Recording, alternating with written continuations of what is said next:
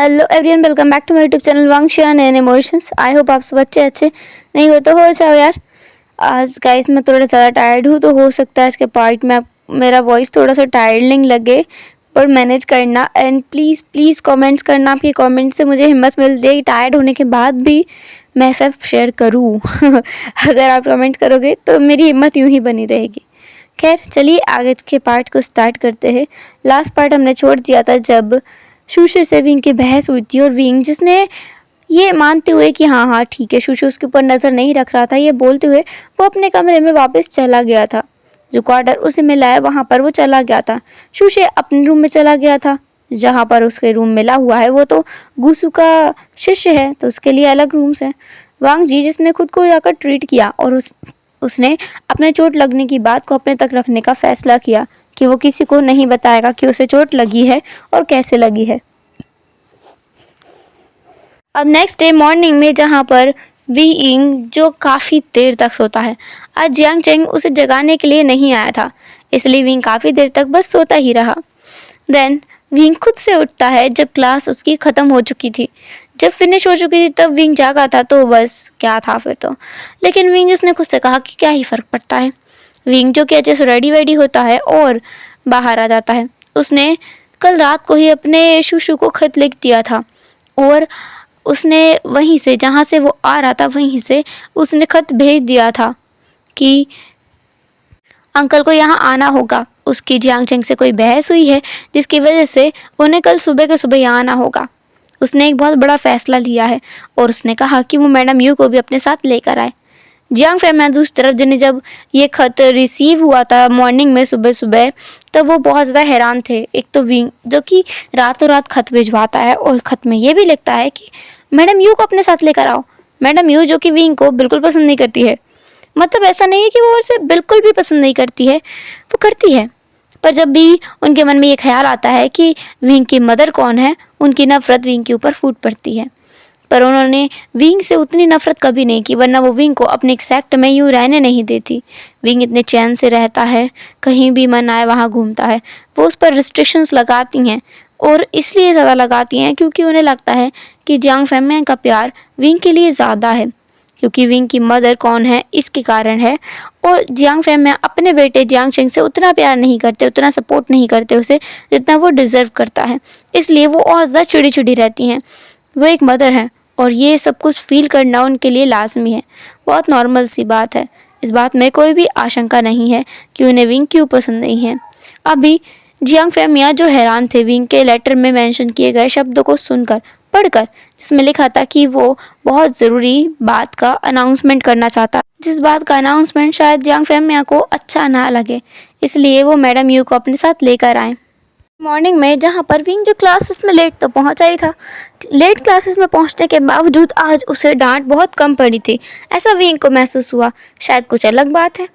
वांग जी जिसने किसी को भी उसको चोट लगने के बारे में नहीं बताया, इस बात से विंग बहुत हैरान था कि सेकंड जेड है, उसने वहाँ आकर किसी से कोई शिकायत नहीं की, मतलब किसी को बताया ही नहीं कि विंग ने इतने सारे रूल्स तोड़े हैं, और उसने वांग जी को नुकसान भी पहुंचाया, वो भी बहुत बुरी तरह से उसे घायल किया है। वांग जी यहाँ क्लास में ऐसे बैठा है जैसे कल रात कुछ हुआ ही ना हो। दूसरी तरफ जियांग चेंग जो बहुत ज़्यादा चिड़ा है, उसने सुबह विंग को जगाया भी नहीं और अभी क्लास में आराम से बैठा हुआ है। जियांग चेंग को वो बम मिलने वाला है, आज उसके ऊपर वो बम फूटने वाला है जो उसने अपनी ज़िंदगी में कभी सोचा भी नहीं होगा। वो सोच रहा था कि विंग बस कुछ टाइम के लिए गुस्सा है, कुछ टाइम बाद वो दोनों फिर से एक जैसे हो जाएंगे। यान ली जो खुद भी क्लास में है, उसे समझ आ रहा है कि इन दोनों के बीच कुछ तो गड़बड़ है, कुछ तो हुआ है इनके बीच में। यान ली जिसने जियांग चेंग से पूछा, पर जियांग चेंग जिसने कहा कि कुछ नहीं है, वो नॉर्मली लड़ बैठे हैं और बहुत जल्दी ठीक हो जाएंगे। विंग जिसने नॉर्मल तरीके से क्लास ली, क्लास के बाद ही मास्टर लान चिरन को ये संदेश मिला कि जियांग फैमियान और मैडम यू लान क्लान में आए हुए हैं। वो तो ये सुनकर हैरान हो गए थे कि पता नहीं ये दोनों यहाँ क्यों आए हैं, वो भी उस घटना के बाद जो कल रात हुई। मतलब कल ही उनका वो कीमती खजाना गायब हुआ है और आज ये दोनों यहाँ आए हैं। क्या इन दोनों में कोई संबंध हो सकता है? वो ऐसा सोच रहे थे। अभी हम देखते हैं मास्टर लान चिरन के क्वार्टर का सीन, जहाँ पर जो जियांग फैमियान है और मैडम यू हैं वो दोनों बैठे हुए हैं उनके सामने उनके तीनों बच्चे खड़े हुए हैं, साथ ही वहाँ पर वांग जी और सिचेन भी है। मिलान चिरेन जो वहाँ बैठा हुआ है, सिचेन जो खुद भी वहाँ बैठे हुए हैं, वांग जी उन तीनों के साथ ही दूर एक जगह पर खड़ा हुआ है, मतलब उन तीनों से थोड़ी दूरी पर खड़ा है। अभी लान चिरेन जिसने कहा, वी वुशियान, एक तो तुमने इतने सारे रूल्स का उल्लंघन किया, हमारे सेट के इतने सारे रूल्स को तोड़ा, उसके बावजूद तुमने बिना किसी को बताए अपने शुशु को यहाँ बुला लिया है। मैं तुमसे इस बात की वजह पूछ सकता हूँ? विंग जिसने मास्टर लांचरन को कोई जवाब नहीं दिया, वो बल्कि अंकल जो फेमियन है उनकी तरफ मुड़ा। उनकी तरफ मुड़ते हुए वो उनकी तरफ गया और अपनी तलवार सुबियाँ उनके सामने रख दी। जंग फेमियन, मैडम यू और बाकी सब लोग बस विंग के इस एक्शन का मतलब समझने की कोशिश ही कर रहे थे कि विंग ने खुद ही उनका उस बात का मतलब समझा दिया। विंग जिसने अपने घुटनों के बल बैठा और जंग फेमियन को प्रणाम करते हुए उन्हें वो करते हुए कहा, अंकल मैं आपसे माफ़ी चाहता हूँ, मैं अब जियांग सेट का मेंबर नहीं रह सकता, मैं जियांग सेट को छोड़ना चाहता हूँ।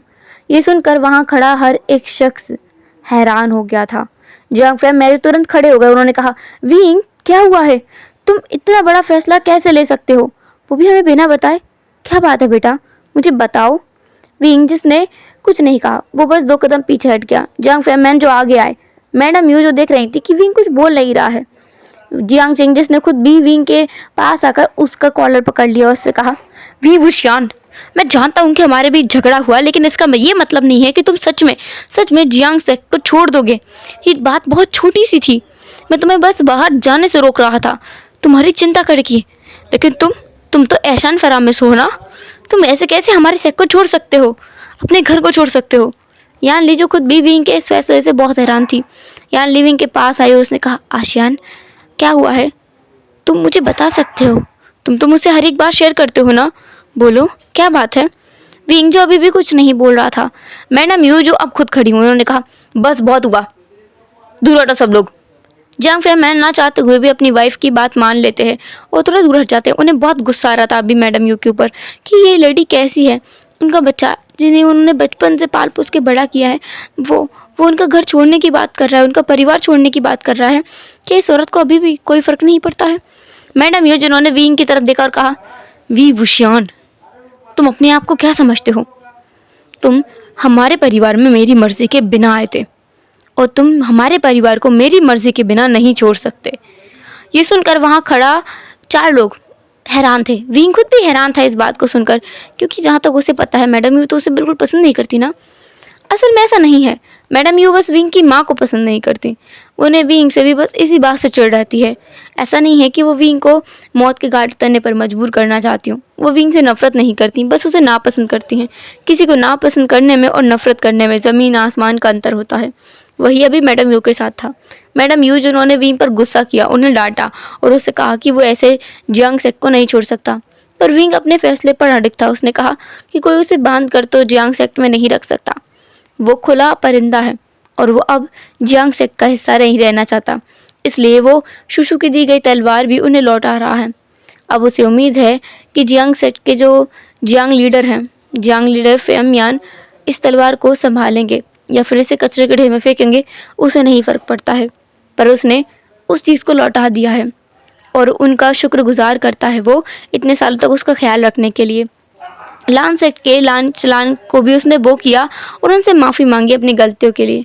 फिर उसने लान चलन के सामने कहा, मैं किसी क्लान का मेंबर बनने के लायक नहीं हूँ।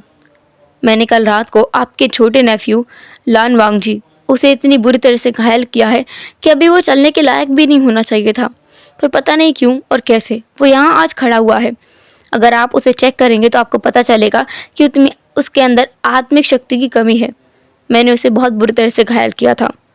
कल रात को मैंने जियांग फेमियन के अपने बेटे जियांग चेंग उससे भी बहुत बहसबाजी की थी, उसे बहुत गंदे शब्दों का प्रयोग किया था, उसे गालियाँ भी दी और उस पर हाथ भी उठाया। मैं अब जियांग सेक्ट का हिस्सा नहीं रहना चाहता और न ही लान सेक्ट में रोकना चाहता हूँ, मैं यहाँ से जाना चाहता हूँ। ऐसा बोलकर विंग वहाँ से खड़ा होता है और बिना किसी की बात सुने निकल जाता है, पर उसके पीछे जो आया था वो था जियांग चेंग। जियांग चेंग जो विंग के पीछे आया और उससे लड़ने लगा। जियांग चेंग जिसने अपनी तलवार निकालकर विंग पर हमला कर दिया था, वो नहीं जाने दे सकता विंग को ऐसे। विंग जिसने खुद का बचाव किया बिना तलवार के, वो बस खुद को डिफेंस किए जा रहा था। कुछ टाइम बाद वहाँ वांगजी भी आया और वो विंग को डिफेंड करने लगा। जियांग चेंग जो हैरान था कि ये इंसान, ये कोल्ड हार्टेड पर्सन ऐसा कैसे कर सकता है। वांग जी जिसने एक जोर का धक्का जियांग चेंग को दिया और कहा, घूसू में लड़ना मना है। जियांग चेंग जी समझ आया कि हाँ, घूसू में लड़ना मना है, इसलिए ये ऐसा कर रहा है। विंग उतने में वहाँ से निकल चुका था। दूसरी तरफ सुशे जिसने ये सारा ड्रामा देखा था, उसे समझ नहीं आया कि विंग ने ऐसा क्यों किया। तो सुशे जो खुद भी वहाँ से निकल गया। विंग जो कि क्लाउड रिसेस से निकल करके गूसू में आ गया था, मतलब जो वहाँ पर मेन सेट से हटकर एक शहर था, वो शहर में आ गया था। उस शहर में जा कर के वो डायरेक्ट एक शराब खाने में गया। वहाँ जाकर वो शराब पीने लगा। शूशे जो उसका पीछा कर रहा था, वो खुद कुछ देर बाद उसके पास आके बैठ गया। शूशे को देखकर विंग को बिल्कुल हैरानी नहीं हुई। इस बात ने शूशे को हैरान किया। शूशे जिसने कहा, तुम्हें हैरानी नहीं हुई तुम्हें मुझे यहाँ देखकर? विंग इसने कहा, तुम पूरा रास्ता मेरा पीछा कर रहे हो, तो अचानक मेरे सामने आने पर मुझे हैरानी क्यों होगी? सुशेष ने कहा, तुम्हें पता था कि मैं तुम्हारा पीछा कर रहा हूँ?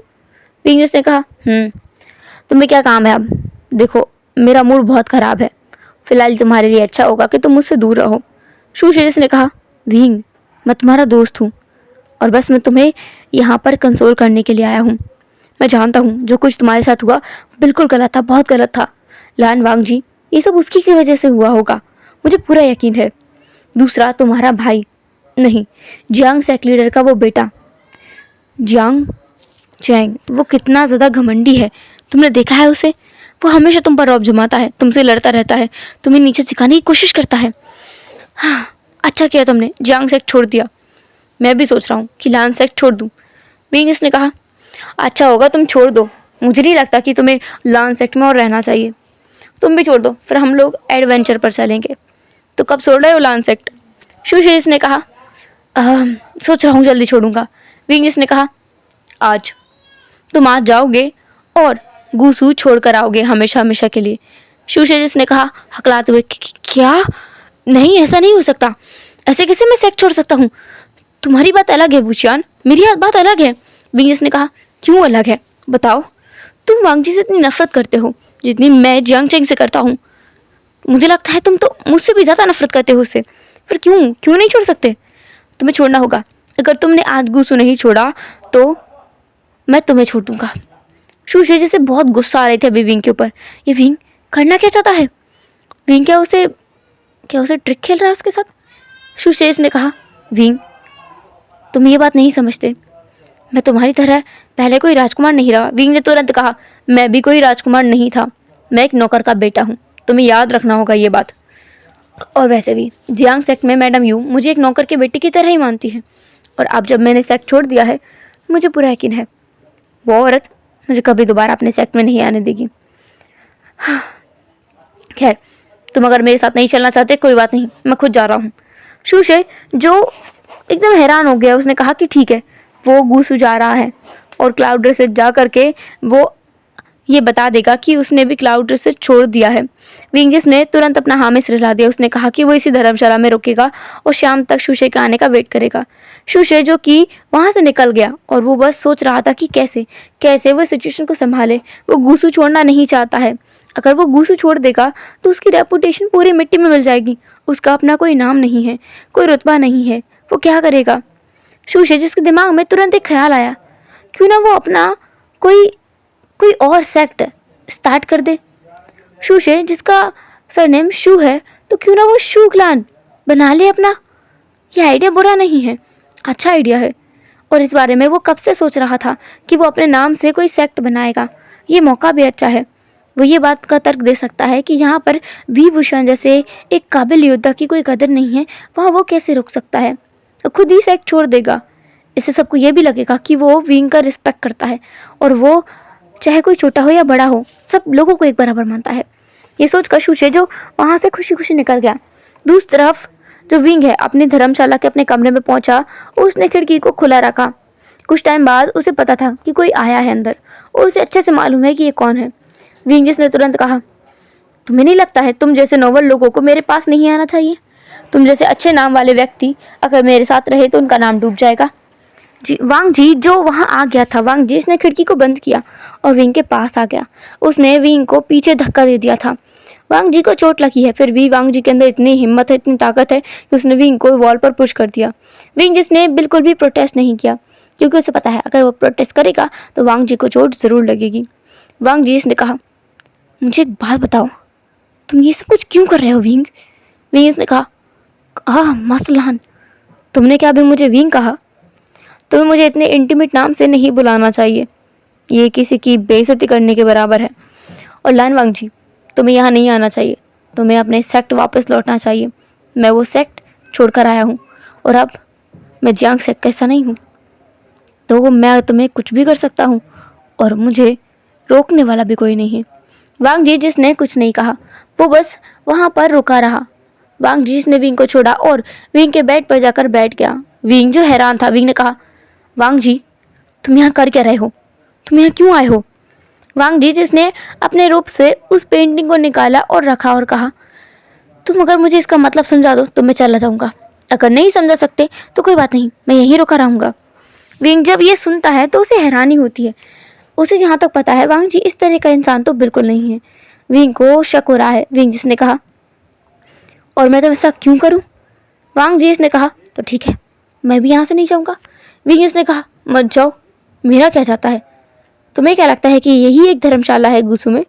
और भी धर्मशालाएं हैं और मैं वहाँ जा सकता हूँ। मैं नाइटलेस सिटी जाने वाला हूँ अब। वांग जी इसने कहा, नाइटलेस सिटी? क्यों विंग? विंग जिसने कहा, मेरा नाम वैसे लेना बंद करो वांग जी। वांग जी जिसने कहा, क्यों? तुम्हें अच्छा नहीं लगता मैं तुम्हारा नाम ऐसे लेता हूँ विंग? विंग, मुझे सच बताओ, क्या बात है? विंग जिसने कुछ भी नहीं कहा, लेकिन वांग जी जो तुरंत विंग के पास आ गया, उसने विंग के शोल्डर्स को बहुत टाइटली रैप कर लिया। विंग जिसने कहा, लान वांग जी, मैं तुम पर हाथ नहीं उठा रहा हूँ, इसका मतलब ये नहीं है कि मैं हाथ उठा नहीं सकता। तुम अभी कमज़ोर हो और मेरी फितरत नहीं है कि मैं किसी कमज़ोर पर हमला करूँ। वांग जी जिसने विंग को छोड़ा और अब विंग के सामने आते हुए वो अपने रोप्स को खोलने लगा। विंग ने कहा, ये क्या कर रहे हो तुम? वांग जी इसने कहा, कपड़े निकाल रहा हूँ, तुम्हारी दी गई चोटों को तो मैं दिखा रहा हूँ। विंग जिसने अपने आप को मोड़ लिया। वांग जी से उसने नज़र फेर ली थी। वांग जी नहीं रुका। वांग जी जिसने अपने अपर लेयर्स को पूरी तरह से रिमूव कर दिया था। वांग जी की अपर चेस्ट पूरी तरीके से रिवील हो रही थी। वो पूरी तरह से निकट था अपर एरिया से। वांग जी विंग के पास गया और विंग के हाथ को टाइटली होल्ड किया और अपने सीने पर रख दिया, जहाँ पर विंग ने उसके पास में एक कट दिया था। वो कट कुछ ज़्यादा गहरा नहीं था, लेकिन हाँ, वह एक कट था। विंग जब ये स्पर्श महसूस करता है वांग जी की बॉडी के साथ में, वो कांटेक्ट महसूस करता है, तो उसकी बॉडी पूरी तरीके से शिवर करने लगती है। विंग के पैर नम होते जा रहे थे, उसकी बॉडी में गूज बम्स आ रहे थे और उसके दिल की धड़कनें बहुत तेज़ हो गई थी। वांग जी जो ये देख सकता था कि विंग की पूरी बॉडी स्वेटी होती जा रही है, उसका गला सूख रहा है और कैसे विंग बार बार गल्प किया जा रहा है और अपनी नज़रों को वांग जी से फेरने की पूरी कोशिश कर रहा है। वो ये कोशिश कर रहा है कि विंग एक बार भी वांग जी की तरफ मुड़कर ना देखे। वांग जी इसे पता था कि विंग के पैरों में अब जान नहीं होगी, इसलिए वांग जी जिसने बहुत आराम से विंग को अपनी तरफ खींच लिया। विंग जिसने अब वांग जी की आंखों में देखा और कहा, लान वांग जी, तुम ये क्या कर रहे हो? तुम्हारी तु, तु, तु, ऐसा बोलते हुए वो रुक गया, क्योंकि उसकी नज़र अब वांग जी की बेयर चेस्ट पर पड़ गई थी।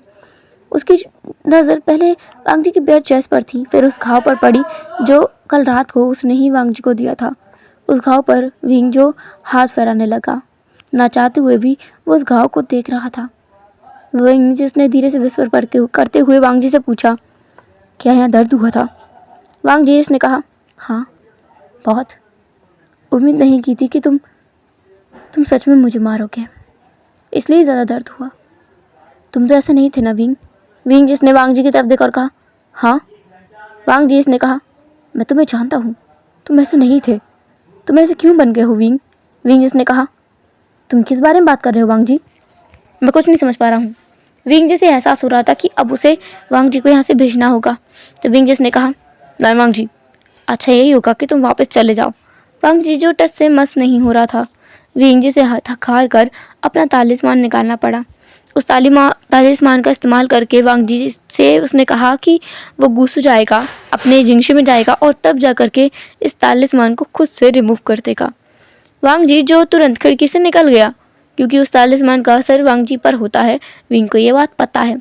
विंग जिसे पता है कि पिछली ज़िंदगी में उसने कैसे इसी तालिस्मान से वांगजी को ड्रंक किया था, उसे शराब पिलाई थी और वांगजी कैसे ड्रंक एक एक कप पीते ही वो कैसे उस टेबल पर गिर गया था और विंग जो घबरा गया था। फिर विंग ने कैसे उसे बेड पर प्लेस किया था और सुबह उठने पर वांगजी किस मिसेरेबल हालत में उसे मिला था।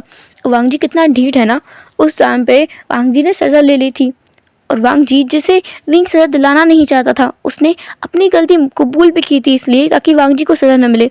पर वांगजी जो प्रसाद की तरह सज़ा ले गया, सच में वांगजी का कुछ नहीं हो सकता। विंग ये सोच करके मुस्कुराने लगा था कि उसकी पिछली ज़िंदगी कितनी ज़्यादा अच्छे मोमेंट से भरी हुई थी। पर हाँ, कुछ ही टाइम के लिए, जब तक कि वैन क्लान अपनी हरकत में नहीं आया था। खैर, इस बार वो ऐसा कुछ नहीं होने देगा। विंग ने अपने मन में ठान लिया है। विंग जिसने अपने हाथ की तरफ देखा, उसके हाथ में जो हथेली है, वहाँ पर अंदर उसकी जो स्किन है उसके बिल्कुल अंदर, बहुत अंदर एक काले रंग की रेखा बनी हुई है। उस काले रंग की रेखा को देख करके विंग सोच रहा था कि कुछ भी हो, वो भविष्य को ज़रूर बदलेगा और इस बार वांगजी को एक अच्छी ज़िंदगी देगा, अपनी सिस्टर को बचाएगा, अपने अंकल आंटी की ज़िंदगी बर्बाद नहीं होने देगा, उन्हें नहीं मरने देगा। काफ़ी लोग हैं जिन्हें उसे बचाना है। उसका अंकल शाओ शिनचैन, जिसकी कितनी मिसरेबल तरीके से डेथ हुई थी, वो भी नहीं होने देगा। वो सब कुछ ठीक करेगा, कुछ भी गलत नहीं होने देगा। विंग अपने मन में ठान चुका है। विंग जब अपने हथेली को देख रहा था तभी दरवाजे पर नॉक हुआ। विंग को पता है ये कौन है। विंग जिसने दरवाज़ा खोला और देखा कि शूशे खड़ा है। शूशे जो पूरी तरीके से भीग चुका है। बाहर बारिश हो रही है। विंग को समझ आया। विंग जिसके मन में पहला ख्याल आया, बारिश, क्या वांगजी बारिश में भीग जाएगा। विंग जिसने अपने इस थॉट को क्लियर किया और शूशे की तरफ देखा। शूशे जो अंदर आ गया, उसने कहा, वी वुशान, तुम्हारी वजह से मैंने आज सेक्स छोड़ दिया है, तुम मुझे धोखा देने के बारे में सोचना भी मत। विंगस ने कहा, बिल्कुल भी नहीं सोचूंगा। वैसे तुमने क्या सोचा है कि अब तुम क्या करोगे। शूशेस ने कहा, मैंने सोचा है कि मैं शू नाम से एक क्लैन बनाऊंगा, शू क्लैन, कैसा रहेगा। विंगस ने तुरंत कहा, कितना अच्छा आइडिया है, तुमने मुझे पहले क्यों नहीं बताया। मैं वी क्लैन नाम से एक क्लैन बना लेता। शूशे जिसके दिमाग में ये तुरंत एकदम आ गया क्लिक करके कि क्या विंग अपने नाम से क्लान बनाना चाहता है, क्या विंग अब पावर बनाना चाहता है। पर विंग जो हंस रहा था, शूशेस ने कहा, तुम बना सकते हो, इसमें कोई शक की बात नहीं है, कोई हर्ज नहीं है। जैसे मैंने कहा कि शू क्लान बना सकते हैं, तो शू की जगह हम वी क्लान बना लेते हैं। विंग जिसके दिमाग में ये आइडिया पहले तो आया नहीं था, पर जैसे ही शूशे ने कहा कि वो शू क्लान बनाएगा, तो विंग ने बस मजाक करते हुए ये कहा था। पर अभी शूशे जो इस बात के लिए विंग को टेस्ट कर रहा था, मतलब क्या विंग पावर चाहता है या फिर विंग कुछ और चाहता है इस बात के लिए। तो विंग जिसने इस मौके का फ़ायदा उठाते हुए कहा, आइडिया बुरा नहीं है, हम वी क्लान नाम से क्लान बना सकते हैं और अपना क्लान चला सकते हैं। सही है, ये सही है, ठीक है, अब से तुम मेरे वी क्लान से रिलेटेड हो। तुम्हारा नाम अब शूशे नहीं होगा, वी शू होगा, वी शे होगा, ठीक है। शूशे जिसने कहा कि क्या, ये नाम कुछ अजीब नहीं लग रहा है विंग, मतलब वी शू, मेरा नाम शूशे है, तुम मेरा नाम शूशे ही रहने दो। शूशे जिसे अपना नाम बदलने में कोई इंटरेस्ट नहीं है, वो अपने नाम से क्लान बनाना चाहता है, विंग के नाम से नहीं। उसने बस विंग को टेस्ट करने के लिए कहा था और विंग उस टेस्ट में फेल हो चुका है। शूशे ने अपने मन में कहा कि विंग सच में एक लालची इंसान है, उसे विंग पर नज़र रखनी होगी। उसे अब समझ आ गया है कि विंग किसी का भी अपना नहीं है, हो सकता है कि वो शूशे का अपना हो भी जाए, पर फिलहाल के लिए तो उसे विंग के ऊपर शक हो रहा है कि विंग पावर के लिए शूशे के साथ में है। विंग का मकसद भी यही था, क्योंकि कहीं ना कहीं शूशे को शक हो रहा था कि विंग और वांगजी के बीच में कुछ चल रहा है। लेकिन इस बात के बाद तो उसे पूरा यकीन हो जाएगा कि विंग किसी का अपना नहीं है, किसी का सगा नहीं है, तो शूशे उस पर रिलाई कर सकता है। एक टाइम के बाद शूशे पूरी तरीके से विंग के ऊपर निर्भर करने लगेगा और विंग यही चाहता है, क्योंकि विंग को याद है कि इस इंसान ने कितनी सादा गड़बड़ की थी। यही था जिसने उसकी शिजे को मारने की साजिश रची थी। इसी ने तो वो फ्लूट का म्यूज़िक बजाया था और इसी की वजह से तो वो मारी गई थी। तो अब विंग इसे नहीं छोड़ेगा। हालांकि इसमें मेंग्याओ भी साथी था। विंग मेंग्याओ का भी कुछ ज़रूर करेगा। उसे अच्छे से मालूम है कि मेंग्याओ का क्या करना है। वो बस इंतज़ार कर रहा है कि मेंग्याओ एक गलत कदम उठाए और विंग उस पर हमला कर दे।